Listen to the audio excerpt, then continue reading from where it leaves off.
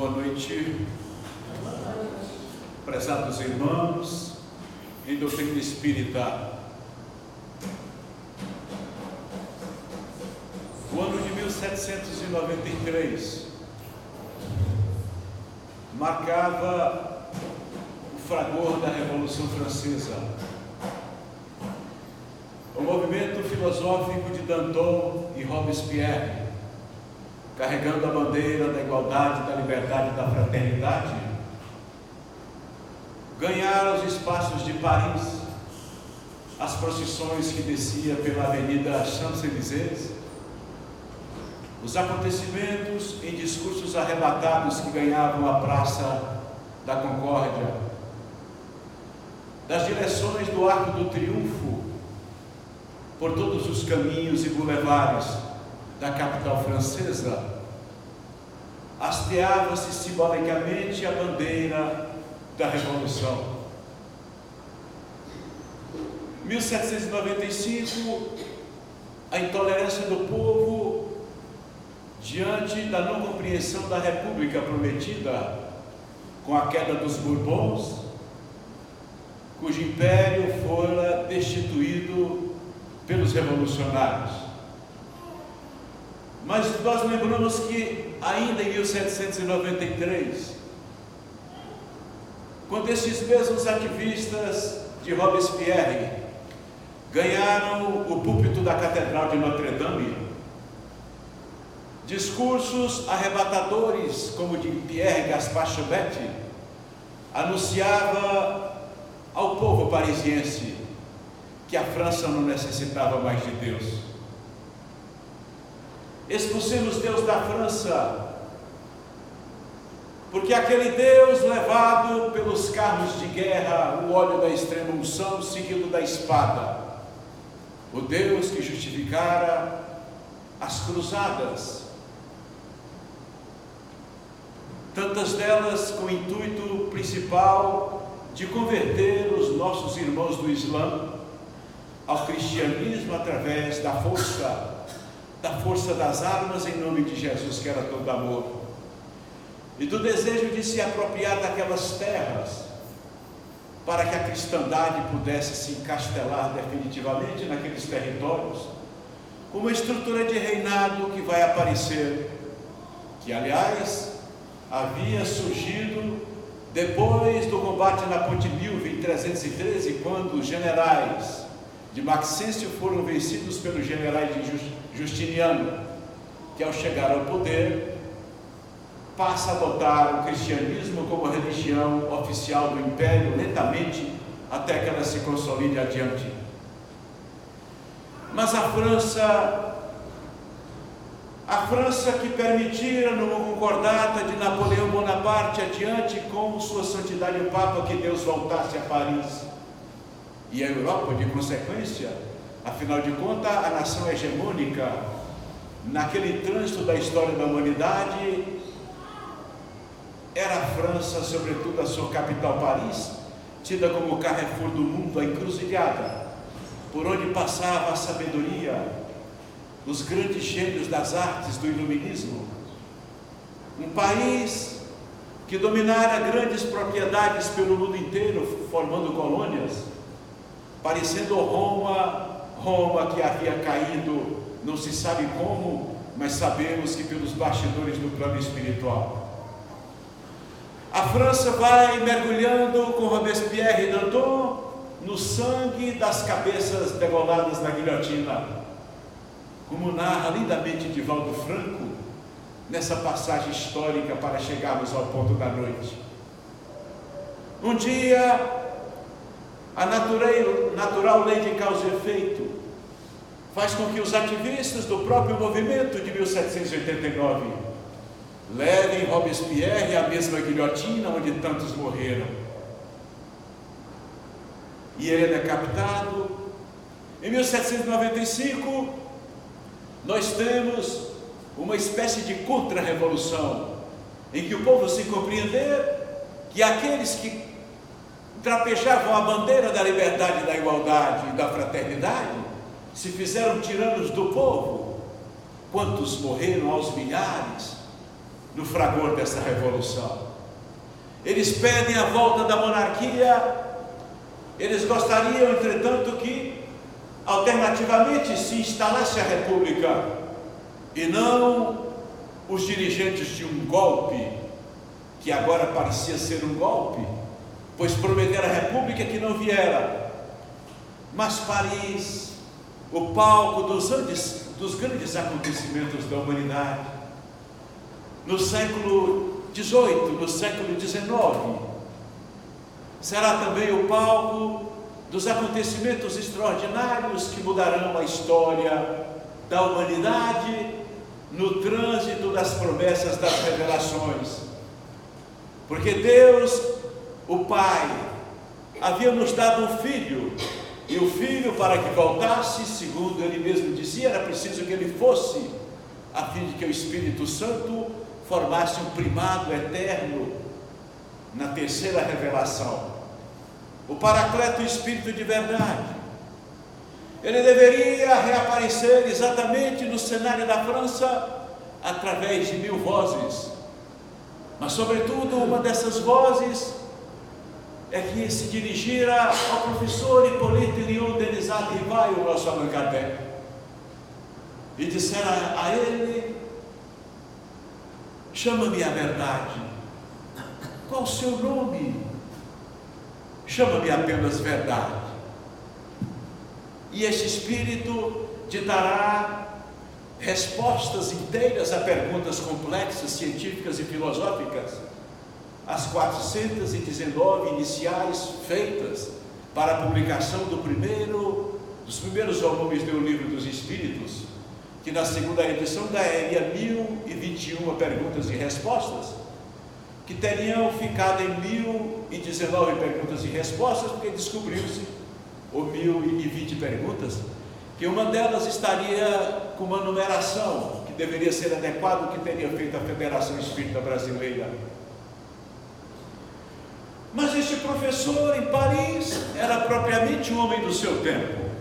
Hippolyte havia escrito uma gramática importante para as escolas, adotando o método do mestre Pestalozzi, em cuja escola em Verdun, aquele menino Hippolyte, ainda menino, havia estudado e se graduado, inclusive com doutoramento em ciência e letras.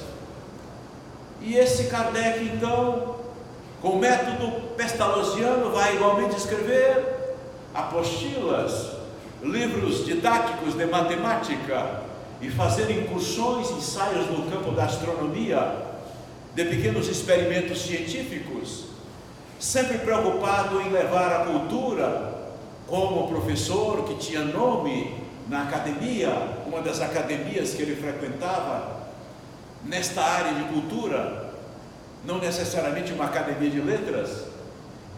Ele então, consagrado, gostaria de fundar uma escola politécnica, como ele de fato fez, que não foi adiante em razão de um tio que havia patrocinado a parte financeira e que não pôde continuar. É ele que recebera, antes de colher as respostas às suas indagações, recebera a notícia daquelas mesas girantes. Vamos ao ponto de ignição para retomarmos o assunto das comunicações espirituais. Karl Marx, o materialista clássico, que em 1848, naquele dia 31 de março, havia lido seu manifesto comunista na Sociedade Dialética de Paris, estava impressionado com o fenômeno das mesas girantes. Eram mesas que, segundo Marx, numa nota de rodapé da sua obra Capital, caminhavam mais depressa do que as mercadorias que demoravam chegar ao destinatário do povo que necessitava delas. Naturalmente, ele está fazendo uma espécie de motejo, né? Mas dizendo vivamente que é impressionante como estas mesas podiam caminhar. E não é que os peritos, alguns deles designados pelas investigações do próprio sistema de justiça, constataram que as mesas pairavam nos ares, se deslocavam de um lugar para outro, e que pessoas sentadas numa mesa, noutra mesa com as mãos sobrepostas, poderiam contribuir na produção do fenômeno de efeito físico, ainda não catalogado como tal.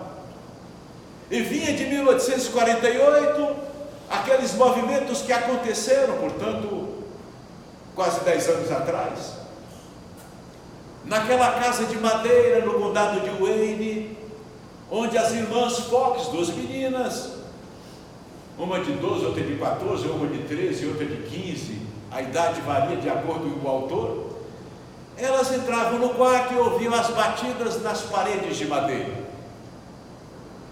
Daqui a pouco elas começam a brincar com as batidas. Na inocência, uma delas diz assim: por que você bate aí? E gargalhavam e voltavam para a sala. Se tem alguém aí, dê 2 batidas. E corriam, com medo, né? Com medo da própria brincadeira. E a parede então recebia 2 batidas. Mas se você for homem, 3 batidas. Se for mulher, 4 batidas. Você é uma pessoa, se você for, dê tantas batidas. Você é um animal, quem é você? Dê 5 batidas. Então a batida respondia, era um homem. Era um mascate que havia morrido ali, assassinado, sepultado, alguém lhe roubou, e ele teria sido sepultado em alguma localidade dentro daquela casa de madeira.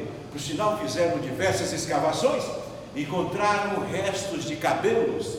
Alguns disseram, mas não encontramos restos de ossos. Tem que ver quando ele morreu, não é? E tem que ver onde é que ele foi sepultado, porque as escavações foram feitas no quintal da casa de madeira. Poderá ter sido no solo da casa de madeira, já que ela tinha um tablado. Muito bem, mas as irmãs Fox chamam a atenção dos pais.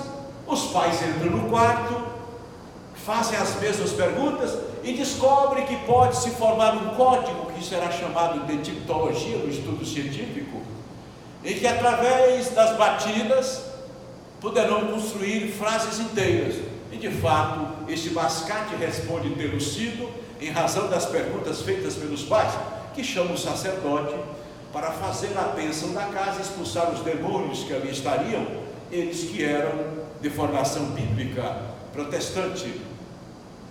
Estas moças, uma delas vai se casar com um pastor. Este pastor obriga que ela vá a público e diga que foi mentira o que aconteceu. Mas elas, nesta altura do campeonato, já adultas, elas já haviam frequentado os teatros em Paris, onde eram levadas. O espiritismo não estava codificado, Kardec ainda não havia entrado em cena. Eu falei que Kardec começa em 1854, para em 57 publicar o Livro dos Espíritos. Eu vou passar por aí. E elas se entenderam o que era aquilo. Era uma faculdade. Nos teatros, os acontecimentos se repetiam. Haviam ruídos, sonoridades, como se fosse um grito de alguém que estava com a boca calada. Encheu os teatros. A realeza francesa havia convidado, posteriormente, alguns médios que se aparecem na França, são diversos, né? A senhorita Jaffé, adiante, Catarina e Julie Boudin, essas que Kardec vai obter grandes respostas às suas perguntas.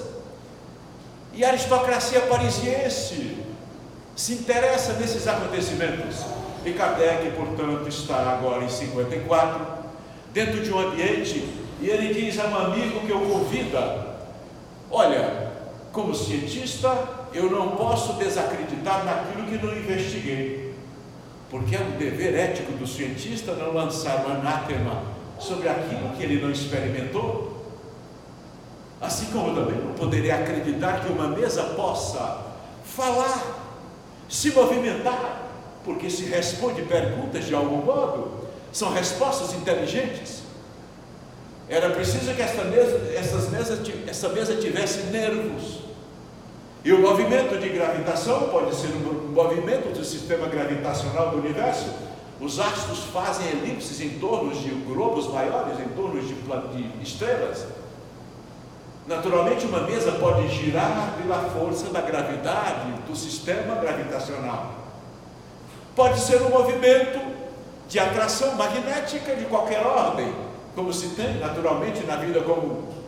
mas eu vou lá para mostrar que esses fenômenos não passam de analogias com os chamados fogos fátuos, que se acreditavam fossem espíritos, quando na verdade eram substâncias orgânicas como gordura, que à noite entra num certo estado de energia, e aquilo transforma em luz, não é? Na minha cidade a gente viu os fogos fátuos na altura do Cavalcante. Achávamos que eram os anjinhos que foram sepultados por ali, alguém que sepultou crianças, e à noite saíam com as lamparinas acesas no alto do bairro da cidade.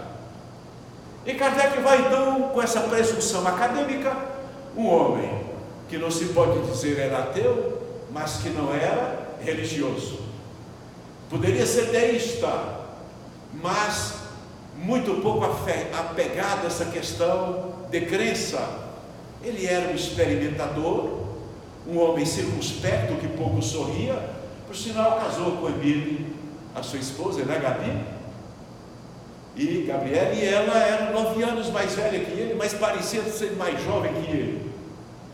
Parecia ser uns 5 anos mais nova, diz o palestrante, porque ela tinha um jeito jovial, e ele um homem circunspecto, como se vê das fotografias. E Kardec então chega, e o fenômeno se dá, e a mesa levanta. Daqui a pouco ele está dentre as 2 meninas, já com perguntas formuladas, voltando ao ponto em que me encontrava, e obtendo respostas extraordinárias a serem dadas por uma menina de 14 anos. O que é Deus? O que é Deus? Qual o meio prático mais eficaz de se melhorar nesta vida e resistir aos arrastamentos do mal? Qual a virtude mais perfeita que se pode obter no mundo? Os espíritos respondem através delas. A primeira pergunta: benevolência para com todos, indulgência com as imperfeições alheias e perdão das ofensas. O verdadeiro sentido da palavra amor em ação. Caridade. Palavra do apóstolo Paulo, por sinal, que quer dizer amor em ação. A segunda pergunta, a da virtude, né? A terceira, a doação incondicional. Quando você fizer algo de bom, sem cogitar em gratidão, em ninguém lhe dá sequer muito obrigado. Emmanuel cunharia uma frase na codificação, no segundo momento da codificação em terras brasileiras, se é que podemos dizer assim, o desdobramento é melhor. Ele diria: amar e não cogitar ser amado. Fazer tudo de um modo tal gratuito em que eu não queira um lampejo da vaidade que possa aparecer na minha obra. Nem mesmo a gravação da palestra, que não é para mim, é para o movimento espírita. Fazer tudo o que puder fazer de bem, com a satisfação de doar, porque a satisfação interior, está aí a psicologia transpessoal estudando, né? Você terá a plenitude da satisfação exatamente quando você se sentir útil e você for cooperativo e não competitivo, e você descobrir que a sua vida está marcada de doação. Eu perguntava para minha mãe, um breve parênteses: mãe, a senhora teve 6 filhos. Ela disse: eu não cursei uma faculdade. Eu disse: mas ao prefaciar um livro da senhora, ela escreve lindamente poemas até com música de uma compositora importante da nossa região, a Mônica Póvoa. E ela diz: mas eu não estudei, não pude estudar, eu fui uma escrava de casa. Eu disse: mas a senhora fez filosofia. Eu escrevi lá no prefácio. Porque você já pensou uma mulher que carrega outra pessoa na barriga 9 meses, no 7º mês ela está fadigada, ainda faltam 2, pesada, o fôlego encurtado, o estômago com algum refluxo pela pressão do volume abdominal, dorme mal, tem que se alimentar com cuidado de muitas coisas que não pode comer. Não pode comer pimenta, e a gente lá de Tocantins adora pimenta. Não pode comer isso, não pode beber álcool. Ela está fora da forma, né? Até que ela dá no delivrance a vida, no parto, uma dor incomparável, inimaginável, 6 dores no caso dela, partos normais, com parteira, por sinal. Veio na hora de morrer, porque eu, por exemplo, que nasci muito grande, ela disse, eu achava que eu ia morrer, porque você não saía da barriga, é uma jaca. Imagine o amor dela agora com 84 anos, todos os dias em prece, no altarzinho onde ela tem a imagem de Nossa Senhora, como diz Catulo da Paixão Cearense. É uma santa escutando o que outra santa está pedindo pelo filho, né? Para que o Espírito Santo me proteja, Nossa Senhora me abençoe. E é para todo mundo, porque somos 6. Uma que está no plano espiritual, que não morreu, porque eu falava com a Ivone hoje, né? Que ela diz, vamos falar do dia dos finados. E ela disse, mas falar do dia dos finados, o Espiritismo não matou a morte, não tem mais ninguém morto no cemitério. Todos se levantaram da sepultura no espetáculo da ressurreição, que acontece imediatamente ao deixar o corpo. Jesus aparece no 3º dia, não é? Mas ele poderia ter aparecido imediatamente. Aliás, ele aparece em espírito, como diz o apóstolo Paulo, é um corpo diferente, é um corpo espiritual, um corpo que atravessa paredes, portas fechadas, janelas fechadas e desaparece e desvanece em seguida. Não era um corpo físico biológico, aquele que fora submetido às 39 chibatadas, arrebentado de pancadas, né? Os órgãos internos todos em congestão e hemorragia, a face com as tumorações dada a quantidade de pancadas, de bofetes, né? As panturrilhas, o torso dilacerado pela ponta do espirro do chicote.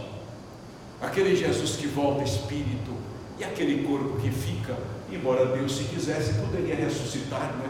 Porque da mesma natureza que fez o corpo morto, se faz um novo corpo vivo. E como Deus parece ser mais inteligente do que as pontes teológicas que querem forçar a barra, vem nos explicar, através dos próprios acontecimentos da humanidade, que a necessidade de um homem sendo grande voltar à barriga de uma mulher, e esta é uma grande descoberta e resposta dada pelas irmãs Boudet a Kardec. A reencarnação é uma regra, é uma necessidade para voltarmos ao ponto. Mas voltei para o ponto, mas não voltei, porque eu gostaria de lembrar deste amor de mãe, mas gostaria de lembrar também que, sendo a reencarnação o grande fundamento estrutural da doutrina dos espíritos, nós vamos encontrar na codificação, especialmente no Evangelho segundo o Espiritismo, quando Kardec anota a necessidade de voltar a viver de novo, relembrando que os judeus eram, na verdade, reencarnacionistas. Esta palavra foi criada como neologismo pelo codificador. Mas veja que os judeus, o povo hebreu, acreditava na ressurreição do espírito e na ressurreição da carne, que para eles era a mesma coisa. Quando Jesus vai entrar na cidade de Cesareia de Filipe, vê os espíritos, os seus apóstolos, cheios de alegria, né?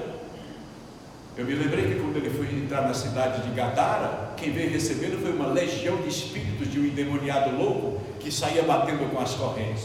Mas em Cesareia de Filipe, os discípulos se aproximam dele, o mestre está chegando, e João é o primeiro que lança uma pergunta. Aliás, Jesus lança uma pergunta e João é o primeiro que responde. Jesus diz o seguinte: o que dizem ser o Filho do Homem? Quem dizem ser o Filho do Homem? Para ser mais textual. E aí Jesus diz: porque há os que dizem, aliás, os discípulos dizem, há os que dizem que ele é Elias que voltou dos mortos.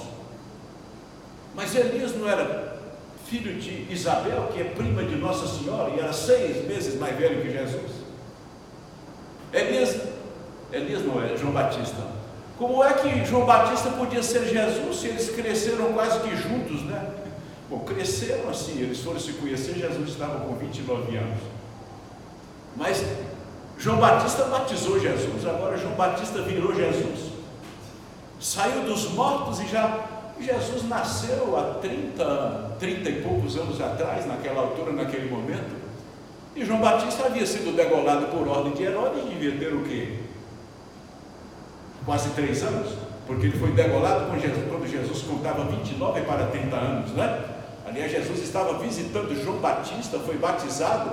Com a degola de João, Jesus resolve voltar às regiões da sua Nazaré. Em seguida ele segue para Cafarnaum e fica naquele périplo ali, no grande bacia do Mar da Galileia, pregando em Tiberíades e os seus famosos sermões do Monte Curumhatim.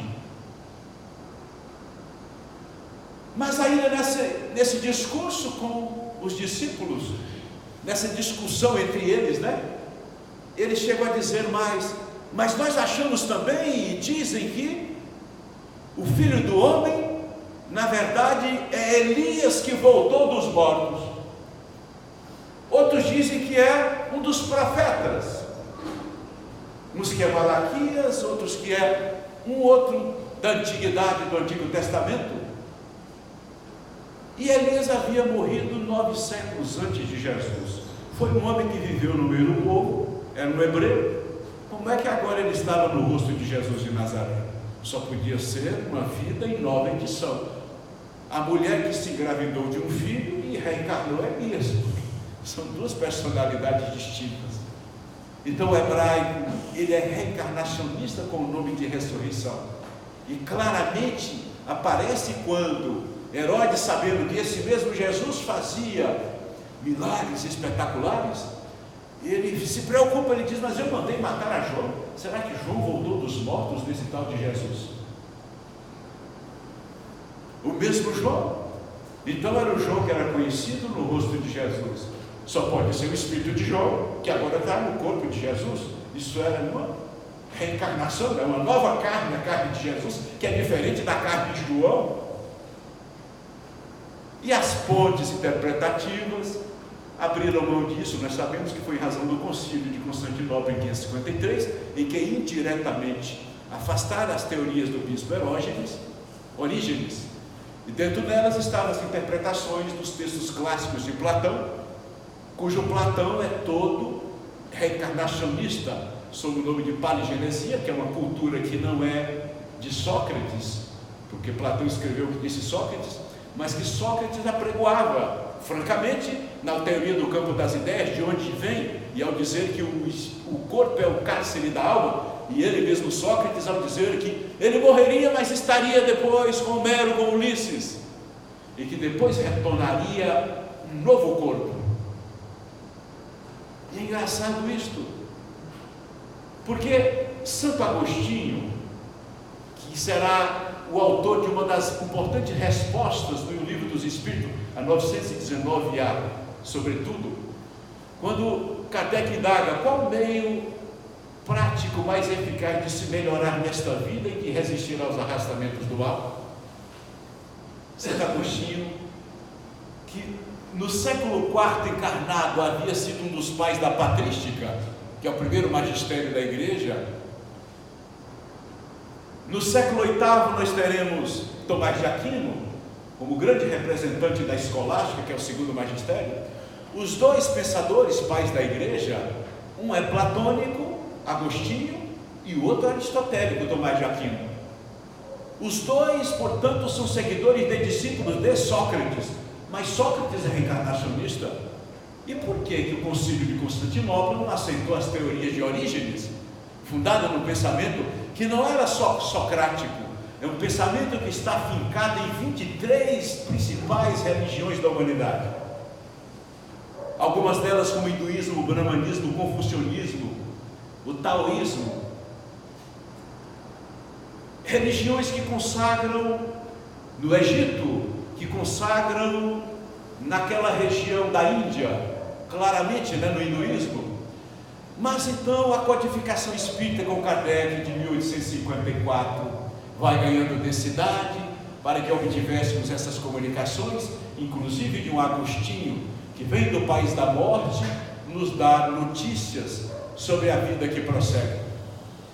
O Steve Jobs, que é o concorrente da Microsoft, que fez essa grande descoberta do aparelho celular da era nova, ele dizia que ele daria grande parte da fortuna que ele tinha para um dia poder conversar com Sócrates. Ele pagaria metade do que ele tinha para poder se entrevistar com Sócrates. E agora nós temos Platão no Livro dos Espíritos, escrevendo. Nós temos Platão na obra A Gênese, porque ali nós temos a figura de Camille Flammarion, que inclusive trará mensagens extraordinárias também, Camille. E Camille traz inclusive mensagens de Galileu Galilei, que por sinal teria sido uma das encarnações anteriores de Camille. E nós então, ele próprio desdobrado, se manifestando na personalidade anterior. Nós teremos no Evangelho segundo o Espiritismo grandes pensadores e mensagens como o do apóstolo Paulo. Nós teremos Lamennais Lacordaire, teremos grandes vultos do cristianismo primitivo. Teremos Emmanuel, que foi o padre Manuel da Nóbrega no século XVI aqui no Brasil, e outros nomes de pensadores. Nós nos referimos precisamente à figura de Platão e de Sócrates, que aparece igualmente nas respostas dadas. Então não precisa pagar, Jobs, tanta fortuna não. Leia o Livro dos Espíritos, as obras da codificação, que nela está fragmentada a mensagem desse povo bacana, que por sinal vem de lá com uma informação melhor elaborada, lá onde não há as ilusões temporais. E prosseguindo então, para já caminharmos, para um desfecho da exposição, eu gostaria de lembrar Kardec, que vai cheio de desconfiança, tem que se render ao fenômeno, porque não era o magnetismo de Antoine Franz Mesmer que fazia a mesa se movimentar, a não ser o magnetismo de Mesmer, no magnetismo animal medianímico, de quem fornecia o fluido, o elemento vital necessário para o fenômeno. Não era a gravitação dos astros que influía na mesa que girava, eram os espíritos que manobravam a mesa. As respostas não eram dadas de um acaso, era de uma mesa que é inorgânica, na madeira, que respondia com a inteligência, embora fosse uma mesa sem qualquer elemento orgânico nela própria. Esta mesa, que depois da experiência no andar sugere que se tome uma cesta de bico, uma cestazinha pequena, amarrando no bico dela um lápis. As pessoas pegavam na borda da cesta e a cesta, o lápis, começava a escrever frases. Até que o lápis que escrevia disse: alguém traga a mão no lápis. E surge a psicografia. E aí sim Kardec vai trabalhar com diversos médios. Pelo menos 1000 cartas foram respondidas de pontos diversos, para onde ele mandou, em toda a França e todas as suas províncias, países próximos da Europa.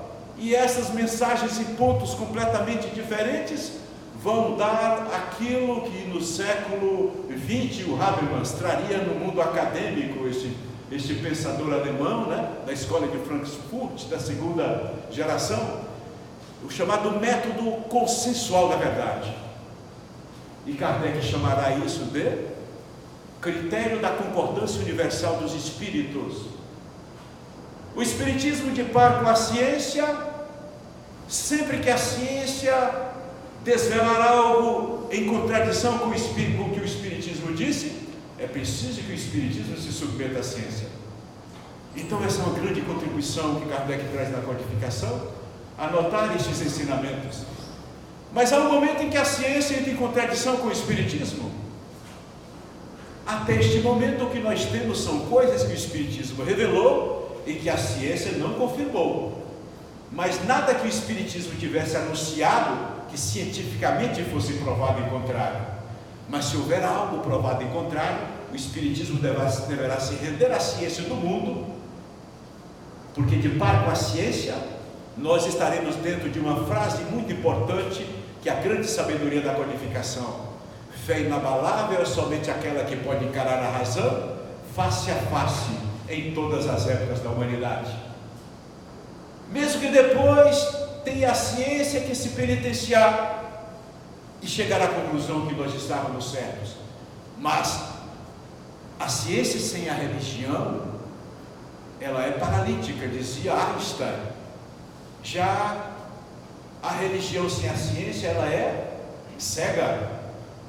Por sinal, a cegueira é tamanha que tem gente querendo que o Estado de Israel seja do tamanho daquele território que está lá na Bíblia. E que o mundo tenha sido construído em 7 dias, aliás, no 7º Deus descansou. O homem feito de barro, embora a gestação planetária data-se de 4,5 bilhões de anos, e que a estrutura humanoide estudada nos fósseis encontrados dentro das camadas magmáticas empedrecidas, demonstram que nós temos bilhões de anos de idade. Mas isto é fé, mas fé contra a razão, contra a prova científica. Então esse foi um grande cuidado que a codificação trouxe. Kardec estará deixando um volume do Livro dos Espíritos numa das pontes que atravessa o rio Sena. Elas são diversas, quase aos quarteirões de Paris. Para que o suicida, que naquele local costumeiramente se lançava para se despedaçar nas águas, se espancar na pancada nas águas, pudesse ler como aparece no filme Kardec, e se convencer que ele não poderia se matar, porque ele continuaria vivo, como diz Camilo Castelo Branco na sua obra Memórias de um Suicida. O maior desengano do suicida é deparar-se com a vida quando supõe ter morrido. E ele, Camilo, levava a mão na cabeça, estava lá o buraco do tiro, era ele, a pasta sanguínea da decomposição no túmulo, o fraque anojentado, a mesma roupa da academia, as unhas compridas e as barbas, era a ideoplastia do espírito muito material. Ele continuava vivo, dolorido, afatigado, faminto, e partirá na direção do Vale dos Suicidas, que é uma estação purgatória para se drenar os miasmas deletérios. 12 anos de prisão naquela região. Nós ficamos pensando, para terminar, meu Deus, porque se André Luiz ficou 8 anos no umbral, esta estação transitória igualmente é uma região, apenas uma das regiões, como é o Vale. E nós que somos às vezes não tão gente boa como esse médico brasileiro sanitarista que foi, ficou 8 anos na cana, né? E numa situação ruim, porque disse que lá não tem muita luz, né? Umidade, ele tinha sede, sugava a seiva da região lamacenta, quer dizer, a umidade do charco, divisava algum venábulo de luz, como se o sol estivesse empanado por camadas densas de nuvens, uma região crepuscular constantemente triste, e os ecos dos gritos dos infelizes que ali deambulavam como ele, até que um dia os legionários servos de Maria vêm buscá-lo. E aí nós temos que terminar a exposição, a grande contribuição da doutrina espírita, nos falar, nos dar o aviso sobre essas advertências importantes, nestes tempos em que não há mais céu e inferno geográfico, mas há estações espirituais, em que as religiões resolveram acabar com o purgatório para aqueles que morreram crianças sem pecado, porque os pais esqueceram de batizá-los, então era um pecado morrer sem batizar. Estes tempos em que a ciência vagarosamente vai adentrando o campo dimensional do universo paralelo dos físicos quânticos. Eles não gostam de espiritualidades quânticas, mas a teoria científica deles toda vai trajetar para provar a espiritualidade no momento em que o elétron que gravita em torno do núcleo, dentro do átomo, desaparece do observatório, do microscópio, e vai para onde? Para em seguida reaparecer, assumindo o elétron a condição de partícula, que é material, cientificamente, e depois uma condição dimensional, magnética, que não é mais partícula. É neste território que Kardec lançou a sonda da investigação e trouxe as notícias daqueles que nos precederam na noite do túmulo e que estão a nos contar há mais de 150 anos como é que se dá o processo do ir e vir na fieira das reencarnações. Um grande abraço de boa noite para todos. Obrigado.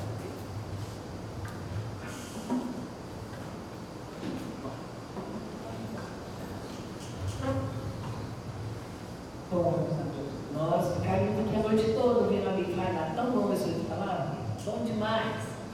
Mas a gente tem a hora certa para acabar, para começar, né? Vamos agradecer neste momento a Deus, nosso Pai, por essa oportunidade